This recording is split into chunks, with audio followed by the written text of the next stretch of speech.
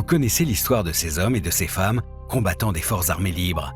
Maquisards, résistants, qui refusent la défaite, la soumission à l'Allemagne nazie et se battent pour l'honneur et la liberté. Mais qui se souvient dans quel contexte l'appel du 18 juin, acte fondateur d'une France qui poursuit le combat, fut lancé par un général inconnu réfugié à Londres?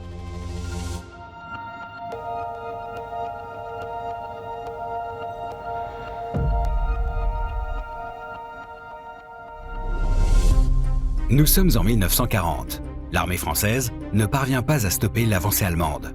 À la tête d'une unité de chars, le colonel de Gaulle reprend un temps l'offensive. Promu général, il entre au gouvernement et tente par tous les moyens de faire poursuivre le combat. Mais le 17 juin, le maréchal Pétain, nouveau chef du gouvernement, annonce vouloir mettre un terme aux hostilités.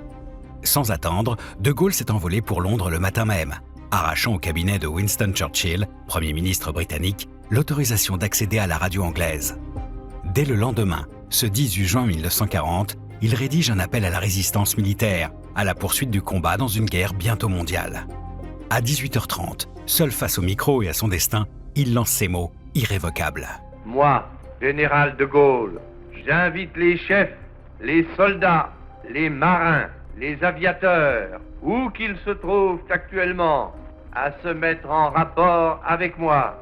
J'invite tous les Français qui veulent rester libres à m'écouter et à me suivre. Vive la France, libre, dans l'honneur et dans l'indépendance. Si les mots du 18 juin sont entrés dans notre histoire, le célèbre discours n'a pas été enregistré. D'autres appels seront lancés à partir du 22 juin.